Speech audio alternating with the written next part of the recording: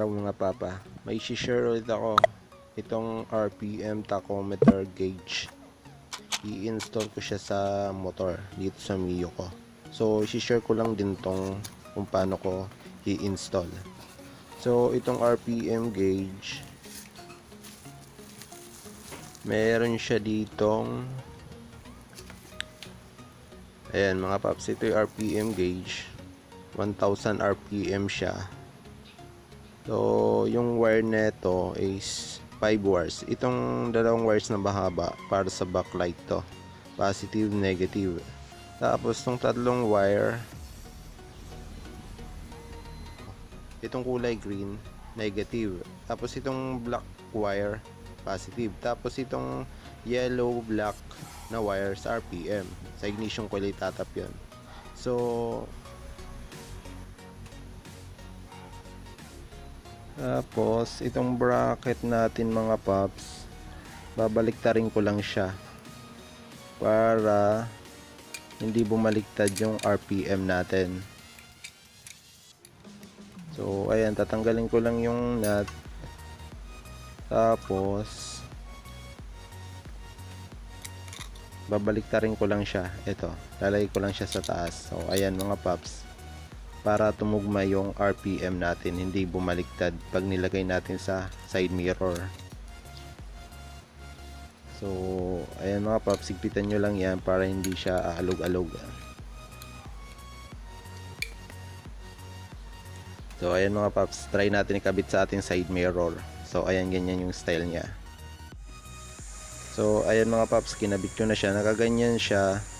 So yung bracket niya, kailangan lang natin i-bend to para bumaba yung gauge natin para hindi siya pantay. So ayan mga paps, na bend ko na yung bracket. So ayan, nakaganyan na yung ating RPM gauge. So ayan yung bracket, nakabend na siya. Malambot lang naman siya, pwede nyo siyang kamayin i-bend. Tapos itong 5 wires, i-wiring na natin to. Tapos may 5 wire tayo, tatlong may iksi at saka dalawang mahabang wire. So ang positive dito sa ating maiksi is kulay black, tapos yung positive naman dito sa backlight kulay pula. Pwede nyo siyang pagsamahin na lang itap. Tapos next naman, itong kulay green sa maiksi is negative, tapos yung sa mahaba black negative, pwede nyo siyang pagsamahin. So ganyan siya. Pero ang gagawin ko naman dito mga paps, yung backlight ng ating gauge, isasabay ko siya sa park light ng ating motor. So itatap ko siya dito sa ating park light, yung kulay blue na wire. Diyan ko siya itatap para pag bubukas ng park light, dun lang bubukas yung backlight ng ating RPM gauge. So itong dalawang wire, tsaka itong black positive, tapos itong kulay green negative sa ating RPM gauge.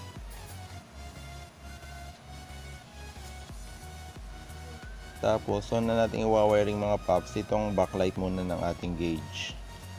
So itong kulay pula, papasok ko lang dito sa butas niyan, dyan, dito may butas siya, ipapasok ko lang siya dyan, kulay pula na wire ng ating gauge. Diyan ay backlight. So ito yung kulay pula niya, kulay pula na wire na mahaba, itatapos siya dyan sa socket na yan. Yung socket na yan papunta sa ating switch ng ating park light. So hahanapin natin yung kulay blue na wire dyan, dyan ko siya itatap.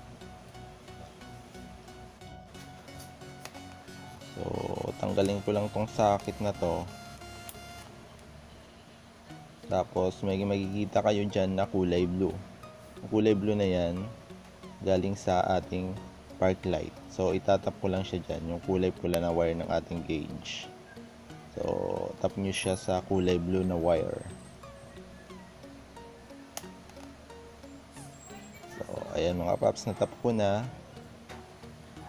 Next naman na gagalawin natin na wire, itong positive ng ating RPM gauge na maiksing wire na kulay black. Positive po yan. So, puputulin ko lang yung wire tapos dudugtungan ko siya ng wire na medyo mahaba.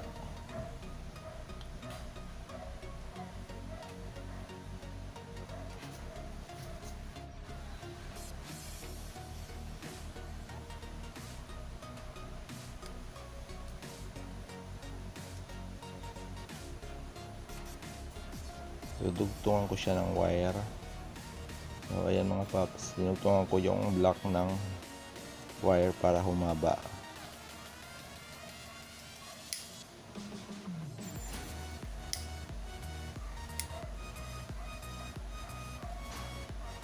Tapos, pasok natin ulit dyan sa butas na yan. So, ito yun siya mga paps. Ito yung kulay black wire ng ating RPM gauge. So, itong kulay black wire, itatap ko siya dyan sa socket na kulay pula. May makikita kayong socket na kulay pula dyan. So, ayan mga paps. Hanapin nyo lang yung kulay brown na wire. Dyan ko siya itatap. So, tanggalin lang natin sa pagkakakabit yung socket. Tapos, itatap ko tong wire na to sa kulay brown na wire dito sa ating socket na pula.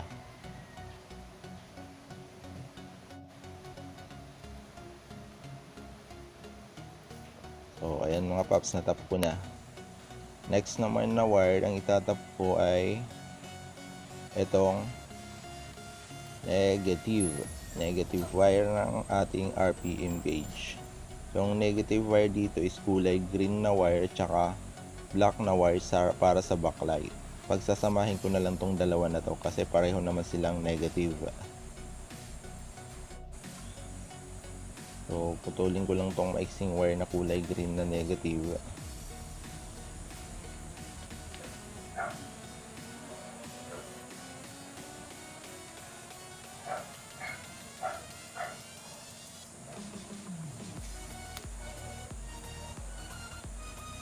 Tapos, pagsasamahin ko lang sila ng kulay black na wire kasi pareho lang naman silang negative. So, ayan. Tatap ko lang siya sa kulay black na wire. Pagsasamahin ko lang silang dalawa.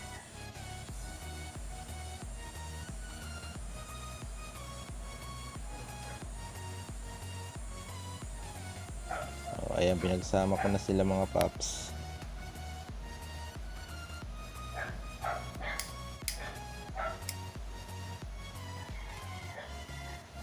Tapos, itong wire na to, papasok ko lang dito ulit sa butas. Ito mga paps, negative po siya. Papasok ko siya dyan sa butas na yan. So, ito yun siya mga paps, negative. Gagawin ko dito, itatap ko na lang siya sa body ground.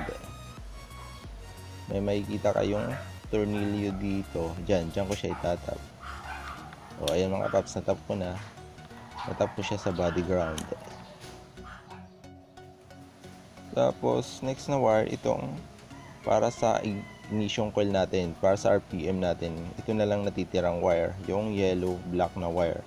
Tatap natin to sa ating ignition coil. So, kailangan natin putulin, dugtungan ng mahabang wire para sumakto dun sa ignition coil.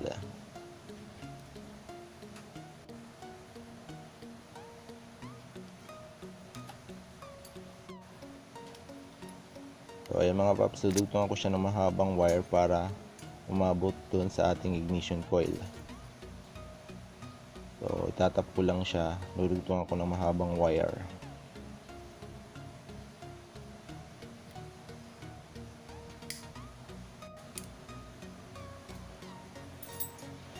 Tapos, papasok natin dyan sa butas. Tapos, dyan natin siya itatap sa ignition coil na yan. Tapos, may socket kayong makikita dyan. Dyan nyo siya itatap.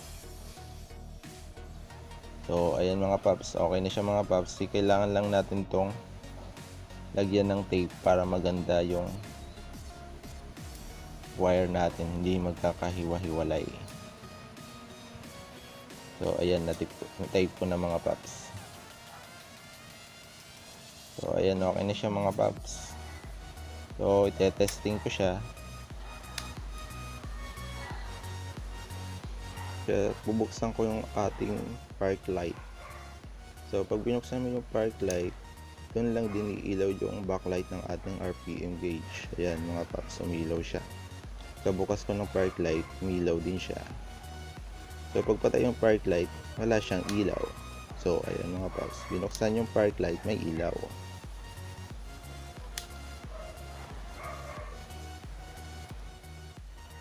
Tapos, try ko buksan yung ating motor.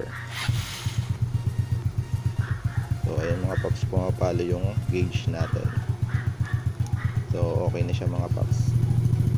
Pumapalo na yung ating gauge. So, mayroon na tayong RPM tachometer gauge yung ating motor. So, ayan mga paps. Pang dagdag pogi points lang din sa ating mga motor. So, yan lang mga paps. Thank you.